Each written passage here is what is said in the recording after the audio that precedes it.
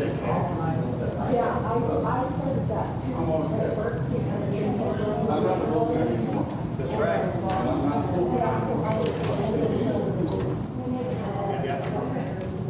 There's no dress on my Bible. I heard that's true. Well, there is. First Timothy They're on your phones. no overdraft. That is usually definitely modesty is usually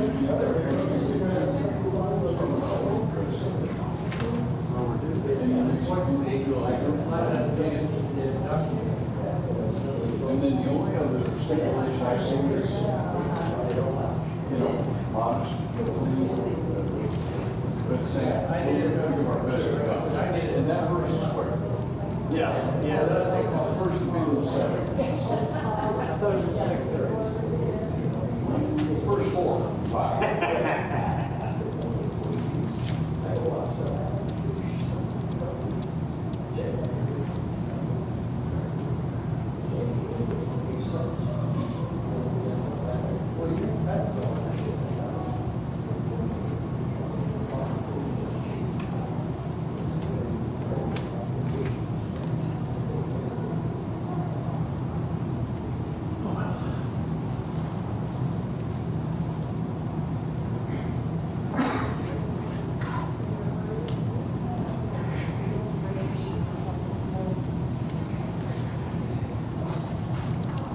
Good morning. Well, we normally start, it seems, at 9:05. It's 9:03, so and we definitely are. I don't know if I scared everybody away last week or what happened, but might give it a couple more minutes.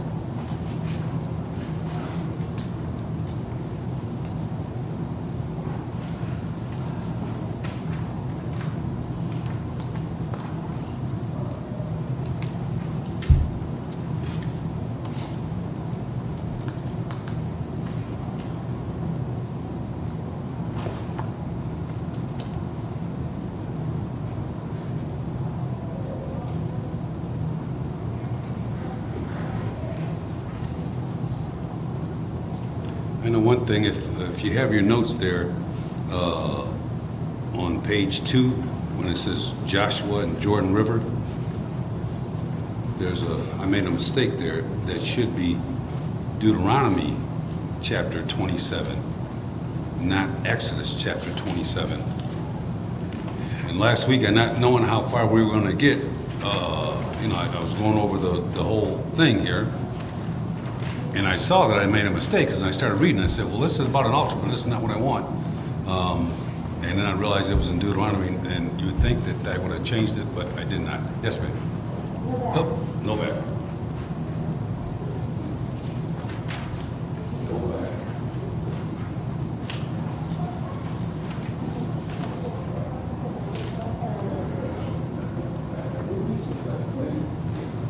Still back.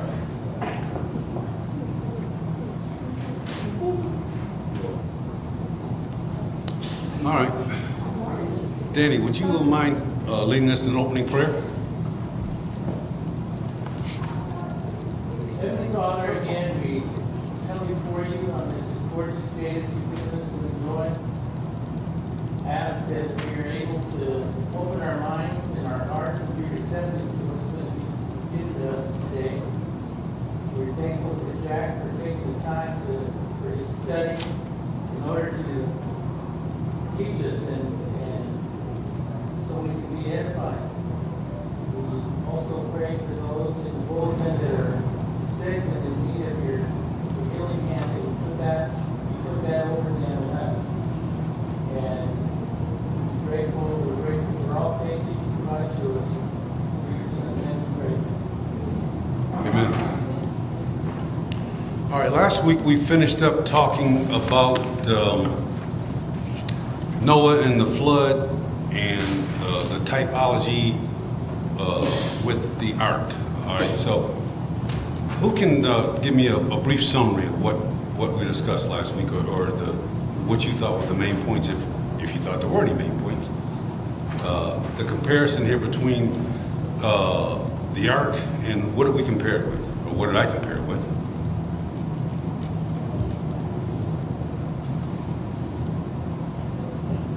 Yes.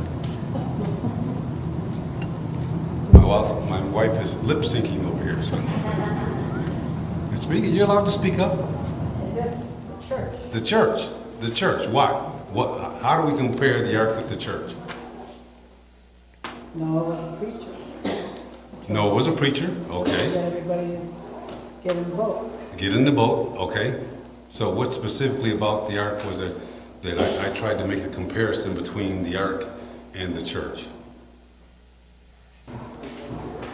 How many arks were there? One window, one door. That's right. Yeah. One of it. Yeah. One ark, one door, one window, right? One preacher of righteousness, right? And so, and covered with pitch, right? So the same, and by the same token, there's one church, one door, Jesus, right? One source of light, His Word, right? I'm the light of the world, and the pitch in this case is His blood, the sacrifice that was made on our behalf, the sacrifice of His blood. So being covered with the blood, that is what carries us. And so in the case of Noah, that took them from what to what? What was the transition? What was the transition in the case of Noah? Water and blood.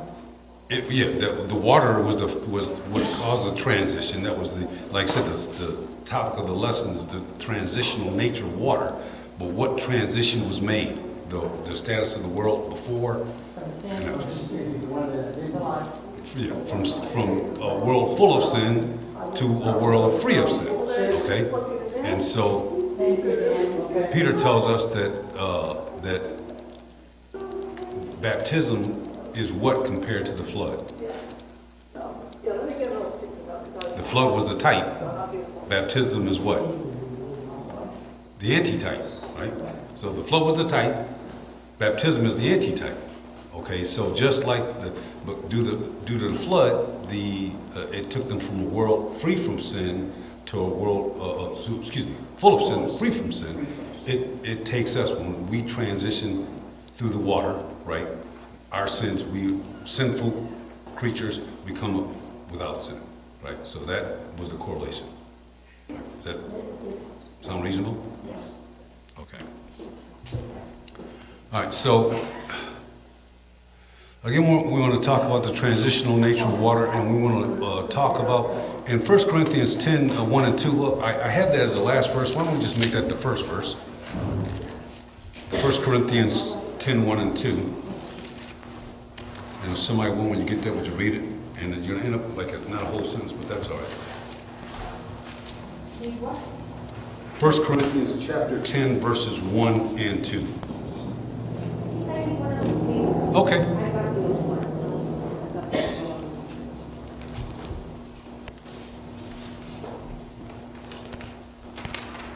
Somebody read that for me? Yes, I will. I just want to find it. First Corinthians 2. 10, 1 and 2. Sorry, guys. For I do not want you to be ignorant of the fact, brothers and sisters, that our ancestors were all under the cloud, that they all passed through the sea. They were all baptized into Moses in the cloud and in the sea. All right, thank you. So they were all baptized into Moses in the cloud and the sea. So we want to talk about this baptism in the cloud and the sea. So let's go back to Exodus now. Exodus chapter 13.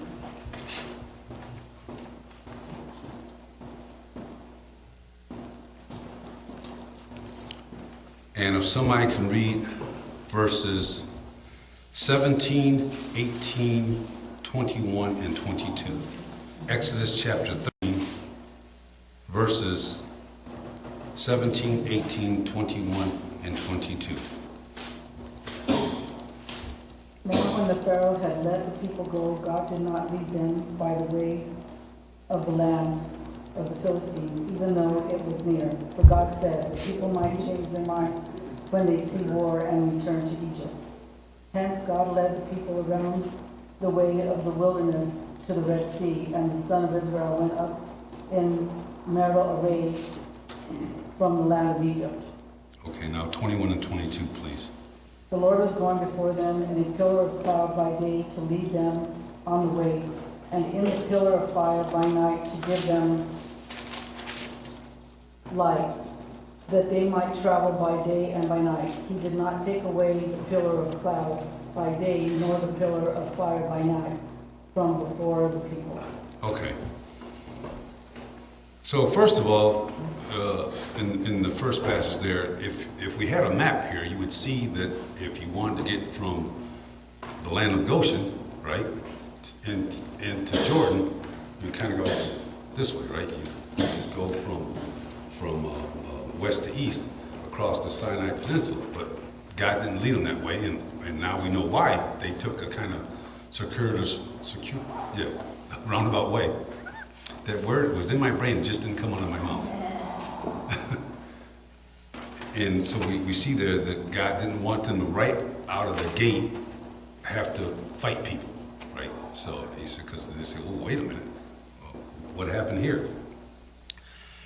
So, but the thing that I want to concentrate more is in verses 21 and 22. And so when we think about the leader of Israel, what name normally comes to mind? Moses. Okay. Moses normally comes to mind. And that's true to a point, but who actually, when we actually read about the wandering, who was actually leading the people of Israel? God was. Yeah, God was.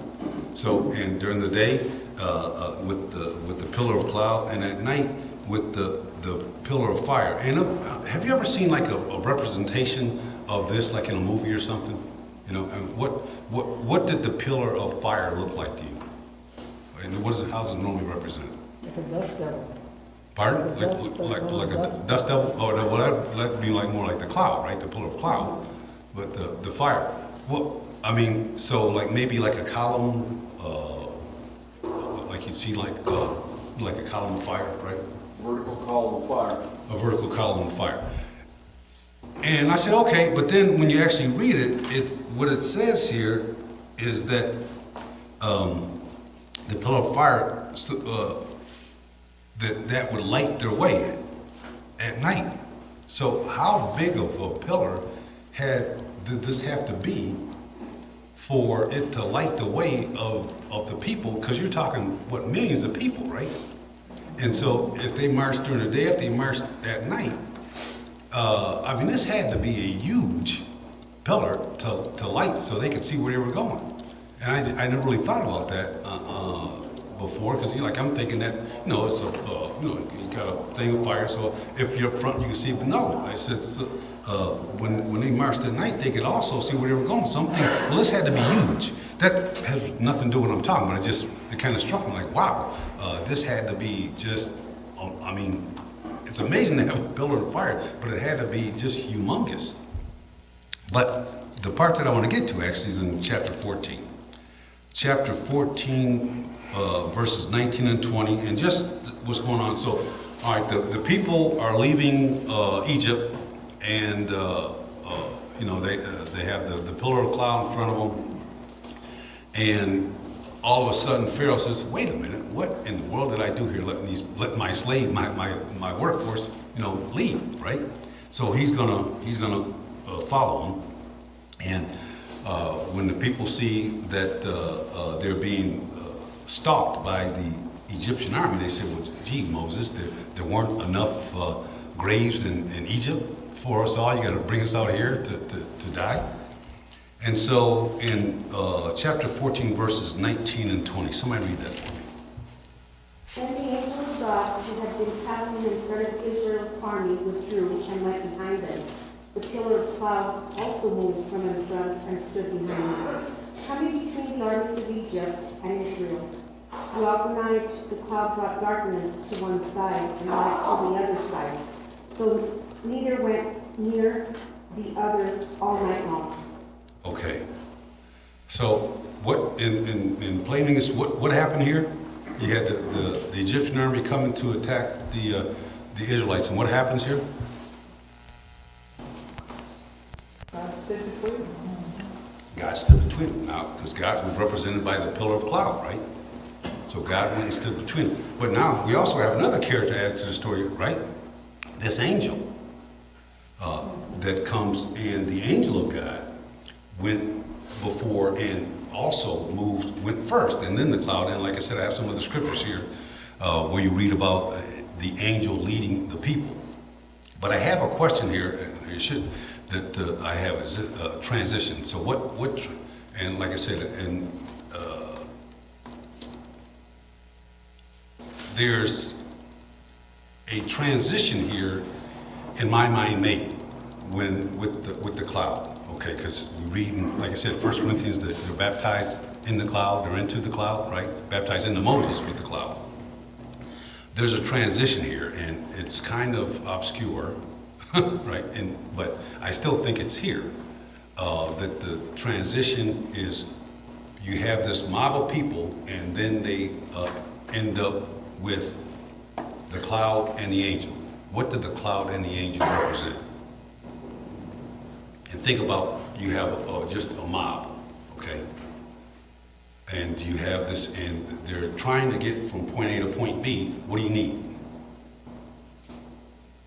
Or what did they do in chapter 14? What did the cloud and the angel do for the people? They protected them. Exactly. They protected them. Okay? So you have a people that are basically more or less helpless, even though it says they went up armed for war. They have been spending 470 years as farmers, as bricklayers, or whatever. They didn't spend 470 years as soldiers, did they? When they were in Egypt. So they went from a people that were without a leader and without a protector to people that had a leader and had a protector. So now they have guidance. Before, they were just, their guidance was their Egyptian masters, okay? But now, even though, like I said, normally when we think of their leadership, we think of Moses, which is true to a point. But ultimately, Moses' leader was God. And so God led the people, and he also protected the people. So as far as the Red Sea is concerned, in chapter 14, verse 21, what does that say?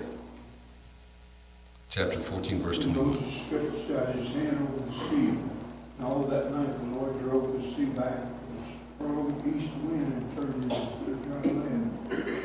Okay.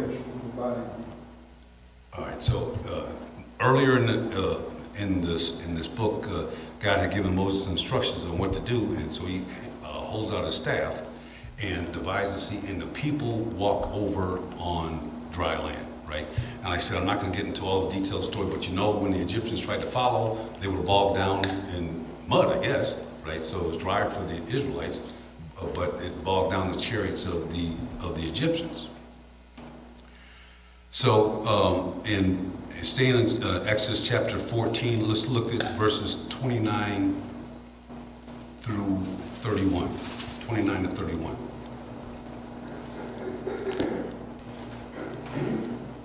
Do you want me to read? Someone, please. But the Israelites went through the sea on dry ground with a wall of water on their right and on their left. That day the Lord saved Israel from the hand of the Egyptians, and Israel saw the Egyptians laying dead on the shore. And when the Israelites saw the mighty hand of the Lord displayed against the Egyptians, the people feared the Lord, and put their trust in him and in Moses his servant. All right. So now we see that, like I said, we know what happens. The Israelites go through on dry land. There's these walls of water on either side, and then when the Egyptians go to follow, the water collapses on them and drowns all the Egyptian army. And so at the end of 31, the people feared the Lord and they believed in the Lord and his servant Moses. So now we see the hierarchy. You have God on top, and then Moses, and that's who the people are going to follow. And if we continue to read the story, and I think, Sean, I think you had mentioned this a few weeks ago during the class, how the people looked at Moses as as their God. Maybe it wasn't you, maybe. I don't think it was me. Don't think it was. Well, I'm gonna give you credit for it anyway. Okay, I'll take it. But as you read the story, the people say, well, you know, because God was going to talk to the people directly, and there was this thunder and lightning and everything, and the people were scared to death, right? And so they said, you know what, Moses, we're good. You go talk to God. You relay what God says to us, and we're fine with that. We'll take your word for it, because they didn't want to be in God's presence because it scared them.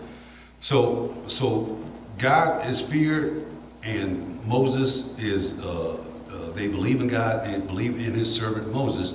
And so what transition did the people make when they crossed through the Red Sea? What was their state before this, and what was their state after this? Freedom. Freedom, okay. Do we see that? They had 470 years they were, I don't know if they were actually servants, slaves for the whole 470 years. They were in Egypt for 470 years. And as slaves, but now that they've crossed the Red Sea, the Egyptian army is destroyed. They go from a state of slavery to a state of freedom. All right? Is that what happened? So what does it have to do with us? And being baptized in the cloud and in the sea, and us being baptized. What's the correlation? Freedom from the burden of sin. Yeah. So we were. I'm sorry. So freedom from the burden of sin, yes. We're no longer slaves to sin. We're no longer slaves to sin, yes. And so now, are we still slaves? We are still slaves, but we're slaves to Christ now, right? It's willing servitude as opposed to forced servitude. So, and there's a huge difference, right? So the people transitioned in the case of the cloud and the sea. They transitioned from leaderless people to people with a leader. They had a protector. They went from a situation of slavery to, and so we do the same thing. We make that same transition when we go through the water. So our transition is through baptism, right? So, like I said, back in Buffalo, when the one congregation I was a member split, you know, people said, well, the Bible doesn't tell you that much about baptism. And I'm like, really? I mean, the Bible is full of stories about baptism, Old and New Testament. But like I said, we have to understand that even though the people in these situations we talked about didn't get wet, there was still the transitional nature of the water that was necessary for them to go from one state to another state. All right. So the example of Noah and baptism being a type of, the flood being a type of baptism, we read that in the New Testament, 1 Peter, right? And then we just read in 1 Corinthians chapter 10 how the Israelites were baptized into Moses with the cloud and the water. All right, so there are two instances where we have a direct link between the Old Testament and the New Testament, right?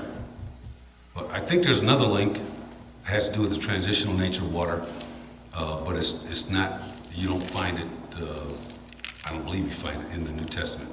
But let's go to Deuteronomy chapter 27. Deuteronomy chapter 27, we're going to talk about Joshua and the Jordan River, which, you know, if I had timed this right, would have been perfect timing with Raymond's sermon last week, but day late and a dollar short again.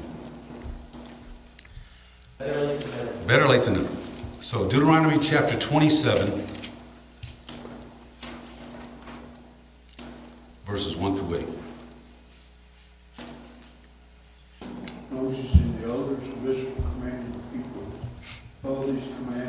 give you today.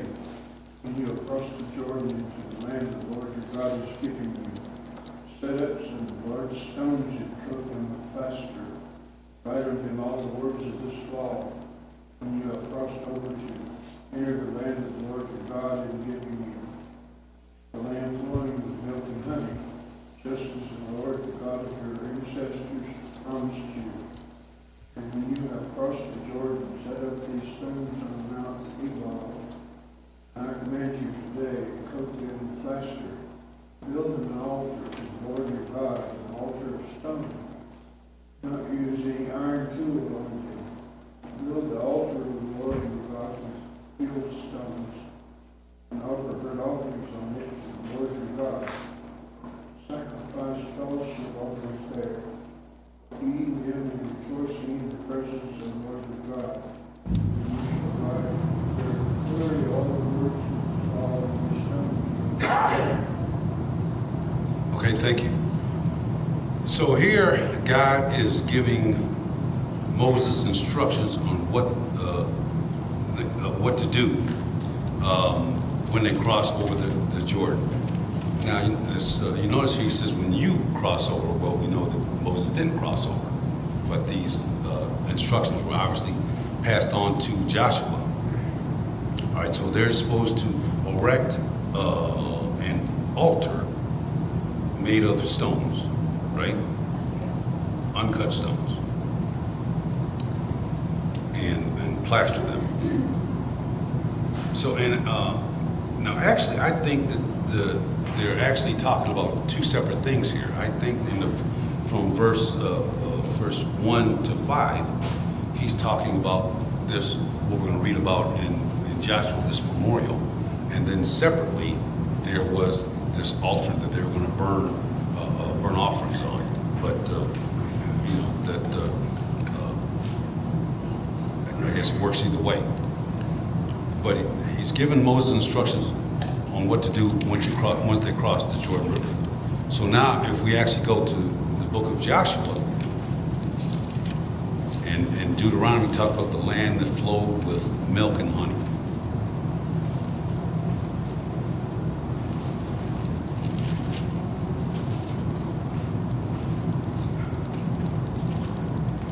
So the land that flowed with milk and honey, and we're talking about type and any type here. So what do you think that the promised land is a type of? Pardon? Eden? Yes, but I would aim a little higher.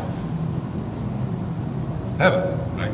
That's where we want to get to. This is where we want to get. We want to get to heaven. We want to get to the land that flows with milk and honey, right? So this was their ultimate goal, their ultimate earthly goal. But this earthly goal had a spiritual equivalent, which was heaven. Okay. So this is where they want to get to. So it gives them instructions on what they do when they get there. So somebody read in Joshua chapter 3. Somebody read verses 12 through 17. Now then choose men from the tribes of Israel, one from each tribe. And as soon as the priest carried the ark of the Lord of all the earth set foot in the Jordan, its waters flowing downstream will be cut off and stand up in a heap. So when the people broke camp to cross the Jordan, the priest carrying the ark of the covenant went ahead of them. Now the Jordan is at a flood stage, all during harvest. Yet as soon as the priests who carried the ark reached the Jordan, and their feet touched the water's edge, the water from upstream stopped flowing. It piled up in a heap, great distance away, at a town called Adam, in the vicinity of Seraphim, while the water flowing down to the sea of the Arab, that is, the Dead Sea, was completely cut off. So the people crossed over opposite Jericho. The priest who carried the ark of the covenant of the Lord stopped in the middle of the Jordan and stood on dry ground, while all Israel passed by until the whole nation had completed crossing on dry land. All right, thank you. So here we get, for the first time, the Israelites crossing into the promised land, all right? And just like as Raymond said in the service last week, this was in the spring, okay? And the Jordan River was in flood stage, and so it was quite a distance to get across, right? But as soon as the priests bearing the Ark of the Covenant, their feet touched the Jordan, the water backed up, right? And so just like in the crossing of the Red Sea, they crossed over on dry land. So, and I have a note here that I hand wrote in my Bible that this town of Adam was about 16 miles away. So I don't remember how I arrived at that, but I must have looked it up somewhere because I wrote it in here. So, so it was a long way. I mean, the water backed up a great distance, and it says into a heap, which is interesting terminology to me. I don't know, when I think of a heap of something, I don't think of a heap of water because it's tough to pile up water in a heap, isn't it? But apparently, it's not tough for God to pile it up in a heap. So there's water backed up a long way, and all the people crossed over on dry land. Okay. So now let's read the rest of the story here, another portion of the story in Joshua chapter 4, verses 1 through 8. Joshua chapter 4, verses 1 through 8. When the whole nation had finished crossing the Jordan, the Lord said to Joshua, "Choose 12 men from among the people, one from each tribe. Take up 12 stones from the middle of the Jordan, right where the priest stood, and to carry them over with you and put them down at the place where you stay tonight." So Joshua called together the 12 men who he had appointed from the Israelites, one from each tribe, and said to them, "Go over before the ark of the Lord your God into the middle of the Jordan. Each of you is to take up a stone on his shoulder, according to the number of the tribes of the Israelites, to serve as a sign among you. In the future, when your children ask you, 'What do these stones mean?' tell them that the flow of the Jordan was cut off before the ark of the covenant of the Lord. When it crossed the Jordan, the waters of the Jordan were cut off. These stones are to be a memorial to the people of Israel forever." Right. Yeah. That was one. Oh, I'm sorry. 8. Okay, so the Israelites did as Jordan commanded them. They took 12 stones from the middle of the Jordan, according to the number of the tribes of the Israelites, as the Lord had told Joshua, and they carried them over with them to their camp, where they put them down. Okay, thank you. Okay, so picture this in your mind here. So we just read at the end of chapter 3 that the whole nation had crossed over into the promised land, right? So, and if you're looking at a map, the Jordan River is kind of running north and south, and so all the people are on the east bank, and then they're crossing over in a westerly direction. They're going to cross over on dry land into the Jordan here, right? So you got all the people go over. But what about these 12 people in Joshua? Where are Joshua and these 12 men, one from each tribe? Where are they located after everybody crosses over? Where does it sound like? Pardon? No, before they go to the middle river. No, where are they? So if everybody's on the campsite, I'm saying east or west. What side of the river are they on? Do you think?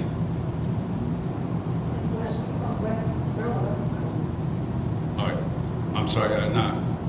All right. So we're crossing over from east to west. On the east side, you go to the middle. Right. So they're on the east side and they go to the middle. Okay. So they're and this. Pardon? They're on the east side and on the east side. You know, that's one thing that amazed me when I got here. How many people give you directions based on a point of the compass? Oh, well, it's on the south side of the building. I don't know what's the south side. We didn't talk like that in Buffalo. You know, you said, wait, it's out here on the left. And so this kind of amazed me the way people here talk. And they say, oh, it's on the south side, east side. I'm like, okay, whatever. but they knew, they knew. So it seems to me that the people here, these 12 men and Joshua are still on the east side waiting to cross over. All right. So, and you're going to see my reasoning here in a minute, why I'm making a point here. So then what happens? The men go, and what do? These 12 men? They go pick up a stone, right? Throw it on their shoulders, and then they go, or they continue on to the west bank, right? And to wherever their camp was set up, and I know Raven said where the camp was set up last week. My memory's not that good, so, but it was a bit away. It was a couple miles or something, Raven? From Jordan? Yeah, to where the campsite was. All right. So they got these big stones right on their shoulders, and they're carrying them, and they're carrying to the campsite. And then it doesn't tell us here, but God had given the instructions back in Deuteronomy that when you set up these stones, you're supposed to plaster the stones, right? And then write his word on it. Now, so I don't know if it's one of, it would take a lot of writing to write all of God's all on these 12 stones, but that's what they were told to do, right? So maybe they knew some type of a Hebrew shorthand or something. I don't know. But anyway, that's right. So set up the stones as a memorial so that they, when later on when their kids ask, hey, Dad, well, what's this pile of stones here? And then you can tell them what happened, what God has done for us, right? So they crossed through on dry ground. The 12 men representing each of the 12 tribes goes to the center where the priests were standing. They take a stone out of the riverbed, right? And they put it up on their shoulder, and they go across, and they set them up as a memorial. Now, so that takes care of 12 stones, one for each tribe, right? Now, let's stay in Joshua chapter 4 and read verses 9 and 10. Joshua chapter 4, 9 and 10. Joshua set up the 12 stones that had been in the middle of the Jordan at the spot where the priests carried the ark of the covenant had stood. And they are there to this day. Now the priests carried the ark remained standing in the middle of the Jordan until everything the Lord had commanded Joshua is done by the people, just as Moses had directed Joshua. The people hurried over. Okay. So now your version in verse 9 says, how's that first part read? Joshua set up the 12 stones. Joshua set up the that had been in the middle of the Jordan. Okay. Joshua set up the 12 stones that had been in the middle. What version do you have there? NIV. NIV. Thank you for that. Somebody read a different version for me of verse 9. And Joshua set up 12 stones in the midst of the Jordan, in the place where the feet of the priests bearing the Ark of the Covenant had stood. Okay, what's the difference in those two readings? It's like he got 12 more stones. It's like you got 12 more stones, right? Now your version says that he set up the 12 stones, so that sounds like what? Middle River. Oh, I know, but what stones did he set up according to NIV? The 12 that they took to camp. It sounds like the 12 they took to the camp, right? But Right. They picked them up, but this says they picked them up in the Middle River and took them at the camp. right, but your verse 9 says that he took what? He set up 12 stones that had been in the middle of the Jordan. All right, so he's So it makes it almost sound like they left it right in the middle and set them up. yeah. So you see what I'm saying? You see what the difference is? Now this is where you see a note there. I checked Joshua chapter 4 in 19 versions of the Bible. All right, and in 3 of those versions, the NIV, the Message Bible in Contemporary Language, and Young's Literal Translation, they state that Joshua took the stones from the river. The other 16 versions says Joshua placed stones in the river. All right. So obviously, if the 12 men were to take the 12 stones and set them up in the campsite as a memorial, then it couldn't be those 12 stones that Joshua left in the river, right? That just is not possible. How could the kids see those stones if they were in the middle of the? Yeah, that's point number 2. How could they see the stones? So I think in this case, the NIV and the Message Bible in contemporary language and Young's literal translation, I think they mixed it up a little bit. And here's the point. So, all right, so Joshua and the 12 men are on the east bank. The priests are in the middle of the Ark of the Covenant, right? So the 12 men go to the middle where the priest's feet were. They take the 12 stones and they put them on their shoulders. And boom, boom, boom, here they go. And they go to the campsite and they set up the memorial, right? So where does that leave Joshua? The middle. That leaves Joshua on the east bank. So I think, and this is just Jack thinking here, I think that Joshua took 12 stones from the east bank and took those into the middle of the river and put them down there and left them there. And then when he got across, right? All right, fellas, he whistles, well, I didn't whistle, but anyway. He calls the priest over, and the priest come over, and as the priest, when the priest, their feet hit the dry ground, right, boom, what happens? The river comes back in. What's the point? I tell you, my mind works in mysterious ways, I know this. But I'm hoping that you see the point here. What's the point? The 12 stones that the 12 men took represented what? The tribes of Israel. What do you think the 12 stones that Joshua took represented?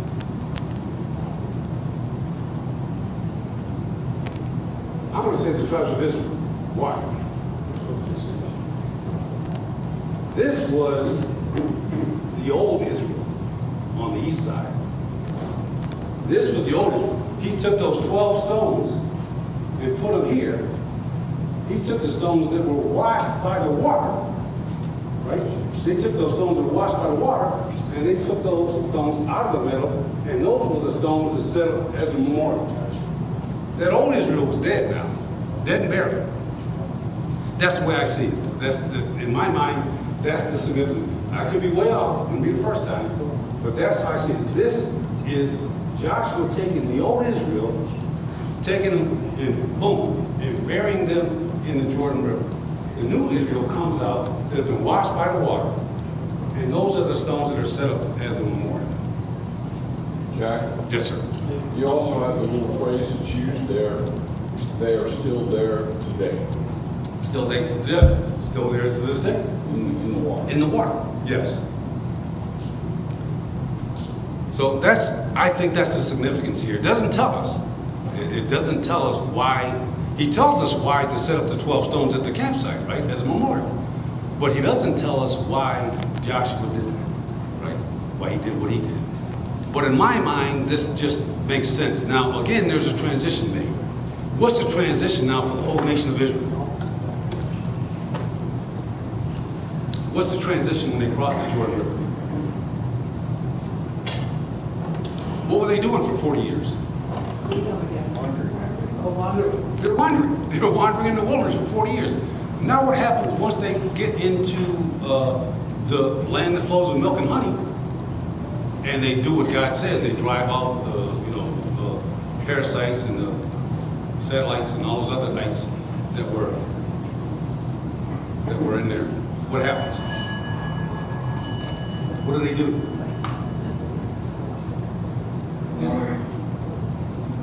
What do they do? What happens?